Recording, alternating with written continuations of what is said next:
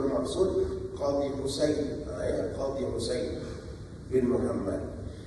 Yang berikutnya kalau dia sebut Al-Qadim, Al-Qadiyan, bermaksud Rawiyani dan juga Mawardi. Al-Syarih Al-Muhaqqiq, bermaksud Imam Jalaluddin Al-Mahalli. Kalau syarih saja, ulama yang mensyarahkan kitab. Tapi kalau ada alif lam, itu adalah gelaran bagi Imam Al-Mahalli, Jalaluddin Al-Mahalli. Kalau qala ba'duhum, perkataan qala ba'duhum bermaksud lebih umum daripada syarih. Bermaksud ada beberapa tokoh yang mensyarahkan dalam kalangan ashab Syafi'iyah. Syaikhan bermaksud Asy-Syafi'i, Ar-Rafi'i dan juga An-Nawawi. Bila disebut Syaikhan, Rafi'i dan Nawawi, itu bila dia sebut Syaikhan. Jadi beza Syaikhan dalam hadis dan Syaikhan dalam ilmu fiqh. Kalau Asy-Syuyukh, di situ ialah Imam Ar-Rafi'i, Imam Nawawi dan juga Imam Taqiyuddin As-Subki. Kalau Syaikhuna, itu ialah Imam Zakaria Al-Ansari. Kalau Imam Ibn Hajar dalam Tuhfatul Muhtaj, ataupun Khatib Syarbini, bila disebut Syaikhuna bermaksud Syekh Zakaria Al-Ansari. Kalau Al-Syaikh secara umum ialah Abu Ishaq Al-Shirazi. Al-Syaikh dalam kitab Nihayatul Muhtaj ialah Syekh Zakaria Al-Ansari. Syaikhi di sisi Khatib Syarbini, kalau Khatib Syarbini sebut Syaikhi, siapa Syaikhi? Ialah Imam Syihabuddin Ahmad Ar-Ramli, Imam Ar-Ramli.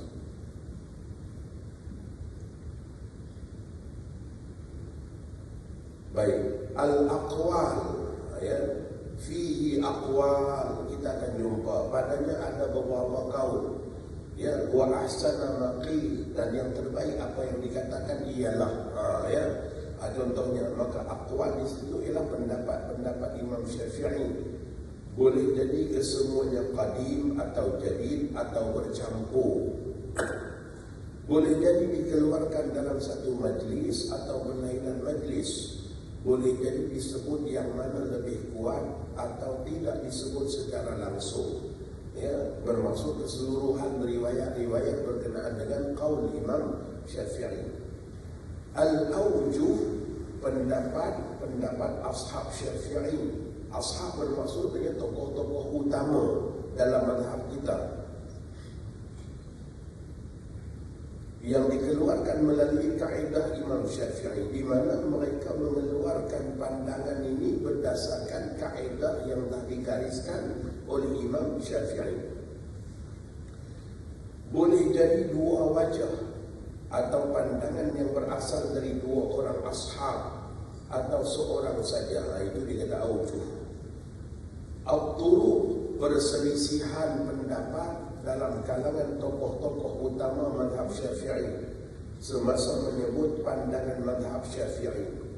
Contohnya dalam satu masalah ada ashab yang kata dua qaul, ada yang kata dua wajah, ada yang kata lain. Contohnya seperti melakukan ibadah korban bagi orang yang dah meninggal dunia, maka pandangan mu'tamad mazhab yang selari dengan kaedah Imam Syafi'i, seluruh ashab Syafi'i kata tidak sah. Tetapi tiba-tiba datang pandangan lain, pandangan yang lawan kepada muqabil, lawan kepada pandangan mu'tamad, iaitu pandangan Khatib Syarbini. Syarbini kurang tepat, Syirbini lebih tepat. Al-Khatib Syirbini mengatakan bahawa boleh melakukan korban untuk orang yang dah meninggal dunia walaupun tanpa wasiat, walaupun tanpa nazar, kerana mengambil kira ibadah korban itu adalah sedekah. Sebagaimana sedekah dibolehkan untuk orang yang dah meninggal, maka begitulah juga dengan ibadah korban. Itu contoh macam mana satu kaul yang berbeza dengan kaul-kaul yang lain. Yang mu'tamad mazhab tak boleh, tapi pilihan Khatib Syarbini boleh. Begitulah juga contohnya dalam masalah jamak dan qasar. Ya, pandangan mazhab kita ialah seseorang yang tinggal di satu tempat tidak lebih daripada 3 hari 3 malam, tak termasuk hari masuk dan hari keluar. Nak kira hari masuk hari keluar tu jadi payah. Ya. Kalau masuk hari Zuhur pada hari Isnin, ya, maka contohnya lah masuk Zuhur siang, masuk siang hari Isnin. Ya. Maka dia kena keluar bila hari Isnin tu tak kira sebab hari masuk. Ya. Selasa hari pertama, Rabu hari kedua, Khamis hari ketiga. Hari Jumaat, ya, dia nak kena keluar bila? Ya. Dia kena keluar siang juga. Kalau dia keluar malam, dikira lebih. Masuk siang Isnin, keluar pun kena siang juga hari Jumaat. Barulah dianggap 3 hari 3 malam, tak termasuk hari masuk dan hari keluar. Tapi kalau dia masuk siang hari Isnin, tiba-tiba dia keluar malam hari Jumaat, bermaksud dia dah lebih tinggal di tempat tersebut daripada 3 hari 3 malam, dihitung kira dengan hari masuk dan juga hari keluar, jadi 5 hari. Oh, kita payah nak kira. Saya pening lah Ustaz, masuk keluar saya pening. Ya. Datang tokoh ya mazhab kita juga, Imam Taqiyuddin As-Subki. Imam Taqiyuddin As-Subki, beliau mengatakan keberadaan Nabi kita di suatu tempat bernama Saraf. Nabi kita pernah berada di situ 3 hari 3 malam, kira hitung hari masuk hari keluar. Ya, kata beliau, dihitung Nabi kita masuk dan keluar sejumlah 21 waktu solat. Maka ya, bagi orang yang payah nak kira, dia payah nak kira lah hari masuk hari keluar ni. Kalau masuk malam kena keluar siang, kalau keluar malam dia pening. Ya. Maka kiranya lebih mudah dengan kira 21 waktu. Kira 21 waktu. Dia sampai di position waktu Zuhur, maka Zuhur waktu pertama, Asar waktu kedua, ya, Maghrib waktu ketiga, Isyak waktu yang keempat, Subuh besok waktu kelima, Zuhurnya waktu keenam. Kira sampai 21 waktu hari apa? Ya, sampai 21 waktu hari apa? Dia kena keluar daripada tempat tersebut takat 21 waktu saja. Kalau dia ambil lagi satu waktu jadi 22, maka sepanjang dia berada di sana dia dah dianggap orang mukim. Ya. Sepanjang dia berada di satu tempat itu dia dianggap sebagai orang mukim. Tapi tokoh yang ambil 21 waktu ni hanya Imam Taqiyuddin As-Subki saja. Ya, Imam Taqiyuddin As-Subki saja. Itu contoh tuan-tuan macam mana ya, ada kaul yang lain lawan kepada pandangan Imam As-Subki, yang mana kalau kita tengok dalam Mughni Muhtaj, Imam Rafi'i, Imam Nawawi, dan begitulah juga kalau kita tengok dalam Hasyiah Jarhazi, disebutkan kira 23 waktu. Ya, Imam Subki kata 21 waktu. Imam Nawawi kata 23 waktu. Ya, maka di situ kita lihat ada khilaf pada hitungan jumlah waktu keberadaan seorang musafir di satu tempat.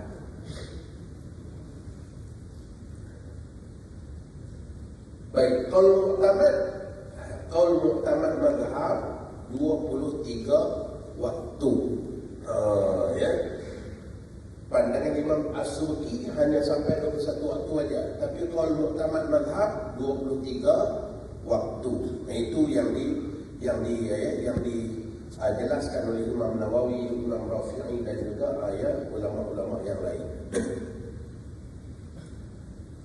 Baik, Al-Azhar, pandangan yang kuat ataupun rajih dari dua qaul Imam Syafi'i. Dua-dua tu pandangan Imam Syafi'i, tapi mana satu yang kuat, yang jelas. Ya.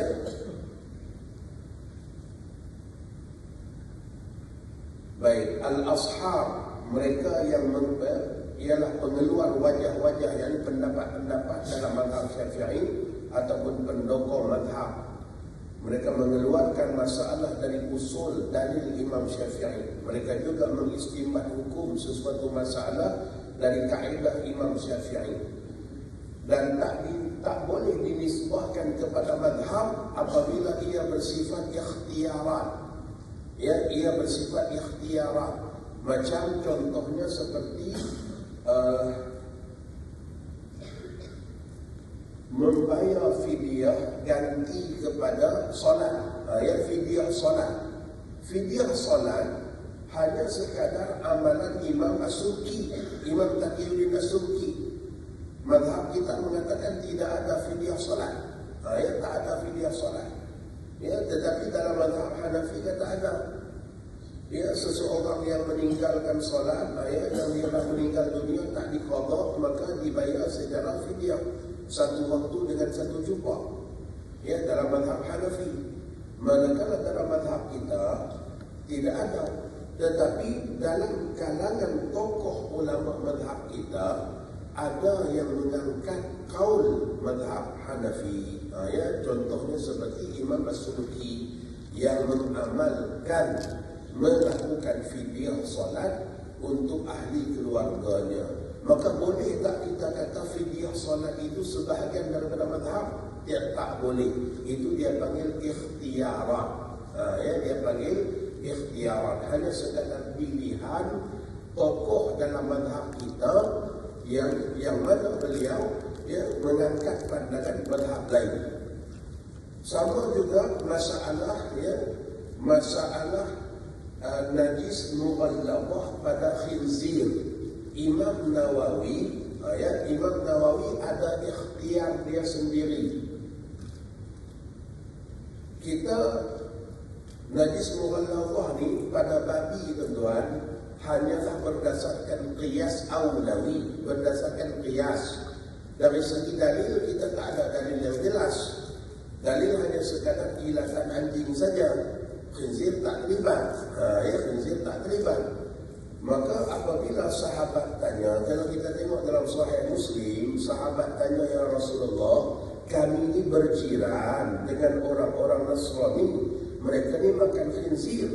Fa kaifa bi aliyatihim? Macam mana kami nak kendali bekas-bekas makan mereka? Maka Nabi kata, fagsilu, basuh. Nabi tak kata pun basuh dengan 7 kali basuhan, salah satunya dengan air tanah. Tak dikatakan sedemikian. Maka Imam Nawawi dalam syarah Muslim, beliau mengatakan alangkah baiknya kalau pada masalah ini hanya pada kadar basuh saja.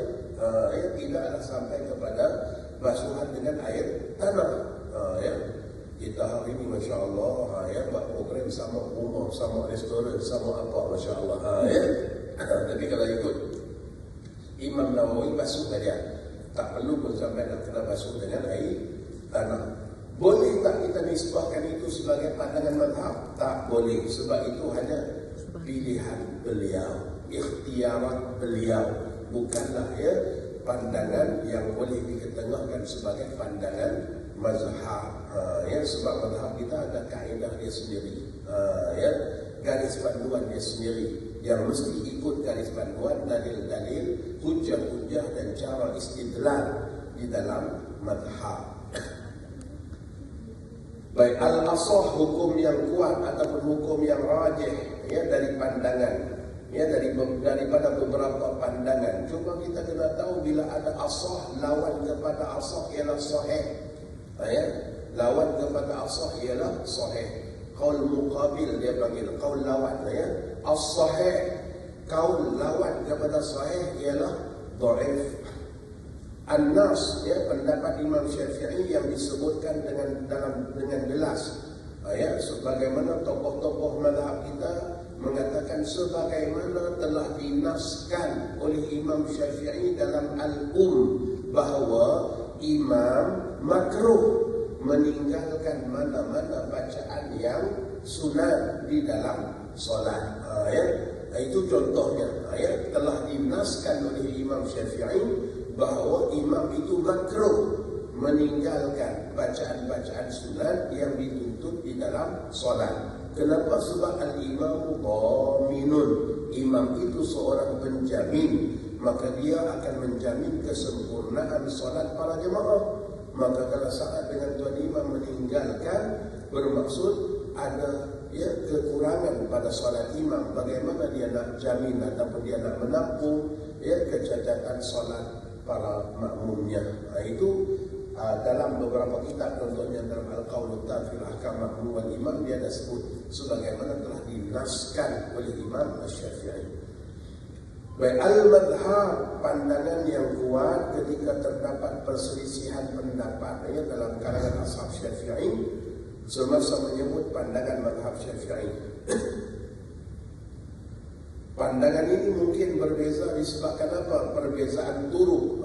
Kita ada turuk Khurasaniyun, ulama-ulama Khurasan yang ambil ilmu daripada Imam Syafi'i. Ada turuk Masriyun, ada turuk Mesir, dan ada turuk juga Al-Iraqi.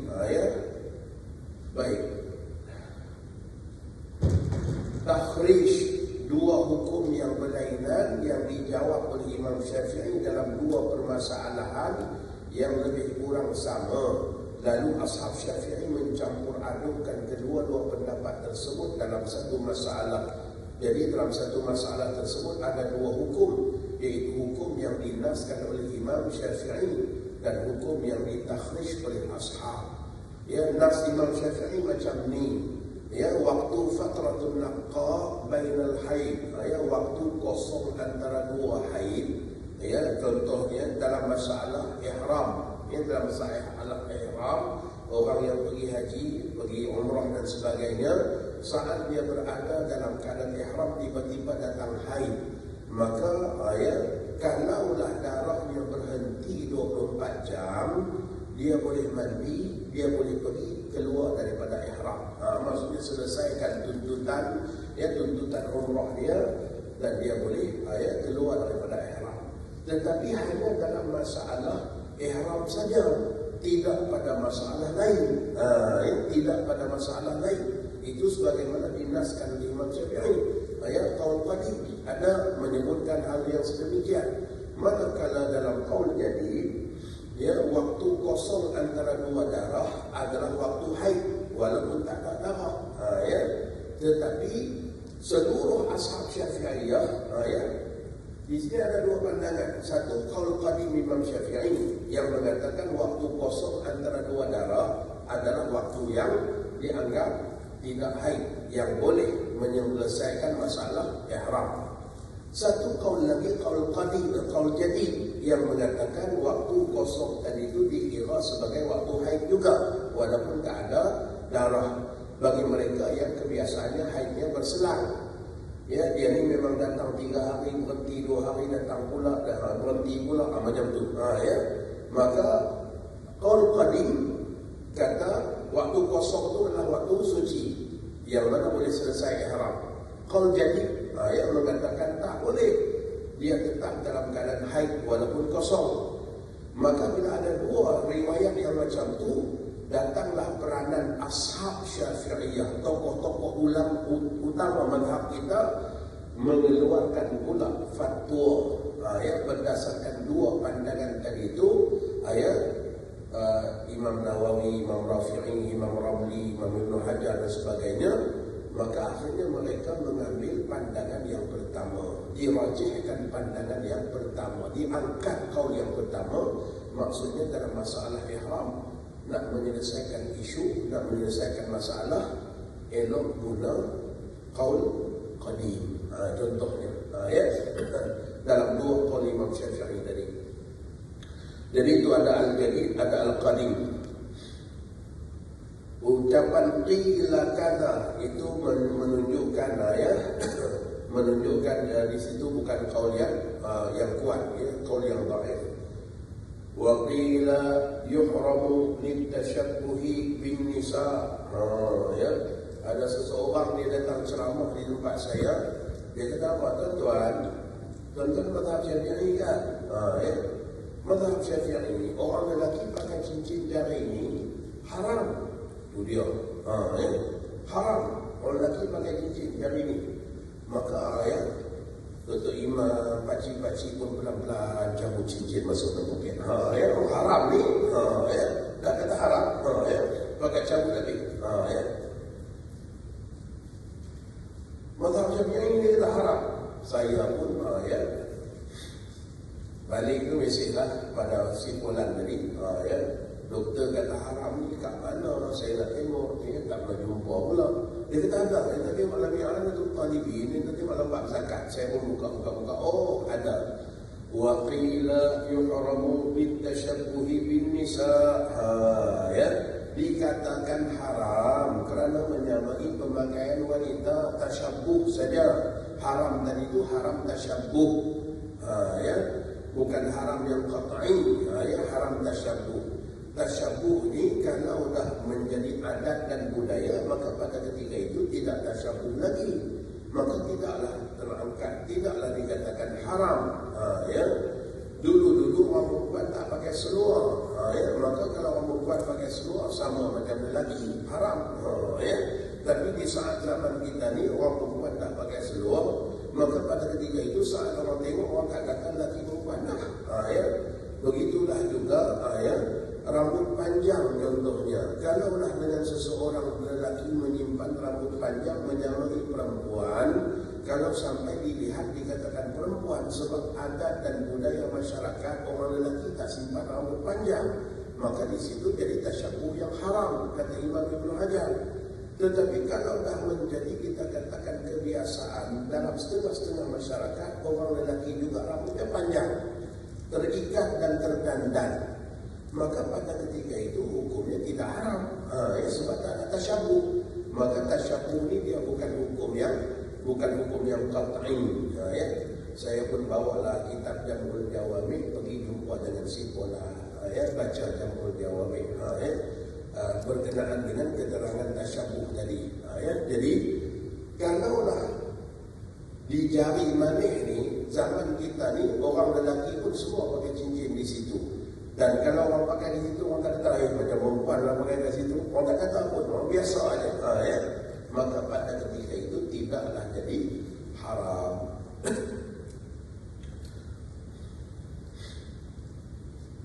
Riuh dalam berpuasa masjid. Habis kita haram selama ni semayang. Ya.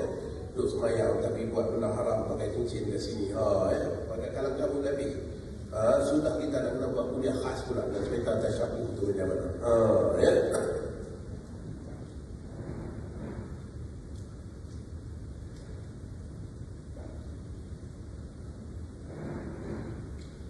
Itu sebahagian daripada istilah-istilah dalam